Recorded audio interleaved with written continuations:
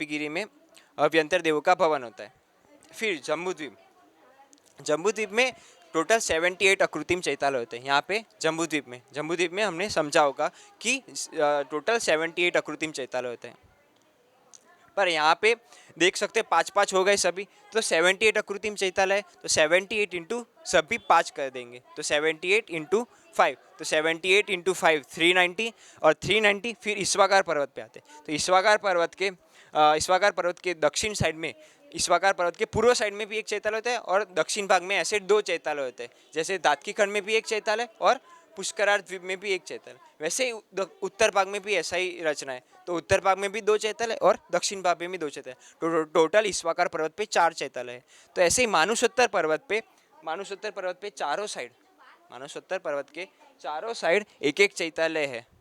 तो ये 4 हो गए। फिर ईश्वाकार पर्वत, ये 4 एक चैत्यालय है, फिर एक चैत्यालय, सभी चारों मानुसोत्तर पर्वत के चारों साइड एक एक चैत्यालय, तो वो 4 ईश्वाकार पर्वत के 4, तो टोटल 8 हो गए। तो 390 अकृत्रिम चैत्यालय तो थे ही, तो 390 प्लस 8, तो टोटल पूरे ढाई द्वीप में 398 अकृत्रिम चैत्यालय विराजमान है। फिर मध्यलोक में टोटल कितने हैं? 458। मध्यलोक में 458 अकृत्रिम चैत्यालय। तो वो कैसे कि 398 ढाई द्वीप के, 52 चैत्यालय नंदीश्वर द्वीप के, और फिर ढाई द्वीप के बाद फिर ये ढाई द्वीप है, फिर नंदीश्वर द्वीप 8वां द्वीप, फिर 11वां द्वीप और 13वां द्वीप, कुंडलवर द्वीप और रुचकवर द्वीप। तो कुंडलवर द्वीप का कुंडलवर पर्वत और रुचकवर द्वीप का रुचकवर पर्वत। तो कुंडलवर पर्वत और रुचकवर पर्वत के 4-4 चैत्यालय, तो टोटल वो 8 हो गए। 450 ये थे, 398 ढाई द्वीप के, 52 नंदीश्वर द्वीप के, और 8 चैत्यालय कुंडलवर पर्वत और रुचकवर पर्वत के 8 चैत्यालय। तो टोटल 458 अकृत्रिम चैत्यालय ऐसे विस्तृत है। तो ये पूरे मध्यलोक में 458 और वो पूरे ढाई द्वीप में 398 अकृत्रिम चैत्यालय है। फिर अभी आपको आगे समझ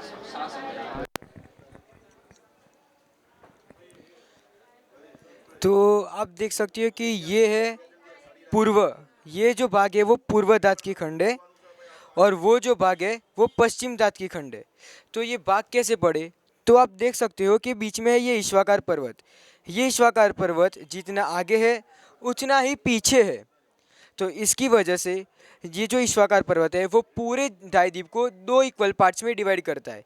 इसलिए ये जो भाग हुआ वो पूर्व भाग हुआ, और वो जो भाग हुआ वो हुआ पश्चिम भाग।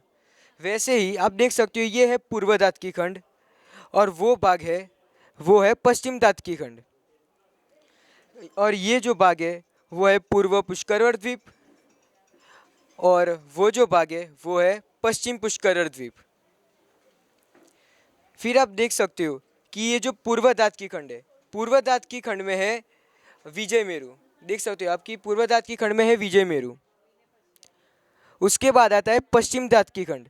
ये जो पश्चिम दातकी खंड है उसमें है अचल मेरू। पश्चिम दातकी खंड में है अचल मेरू। वैसे ही पूर्व पुष्करर द्वीप में है, ये जो पूर्व पुष्करर द्वीप है उसमें है मंदर मेरू। आप देख सकते हैं पूर्व पुष्करर द्वीप है, इसमें है मंदर मेरू। ये जो मेरू है वो मंदर मेरू है। वैसे ही ये जो भाग है वो है पश्चिम पुष्करर द्वीप।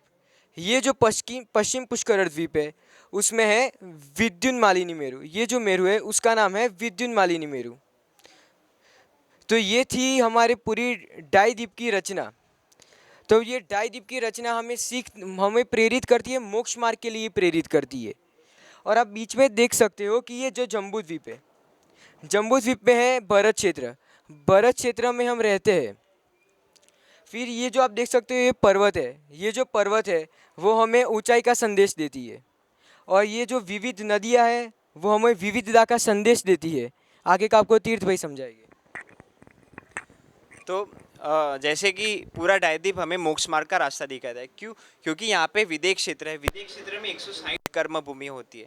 विदेह क्षेत्र में 160 कर्म भूमि, और भरत क्षेत्र और 5 भरत और 5 ऐरावत, वैसे टोटल 10 10 क्षेत्र, तो 10 कर्म भूमि वो हो गई, 160 कर्म भूमि विदेह क्षेत्र की हो गई, तो टोटल 170 कर्म भूमि है। तो 170 कर्म भूमि से हम मोक्ष जा सकते हैं। तो ये पूरा डायदीप हमें मोक्ष मार्ग का रास्ता दिखाता है। तो ये पूरे डायदीप की रचना हमारे मन में सवाल उठाता है कि हम कौन है, हम कहाँ है, हमारा अस्तित्व क्या है, हमारा लास्ट लक्ष्य क्या है। तो हमारा लास्ट लक्ष्य क्या है, मोक्ष जाने का। तो ये पूरे डायदीप की रचना हमें मोक्ष मार्ग जाने का रास्ता दिखाता है।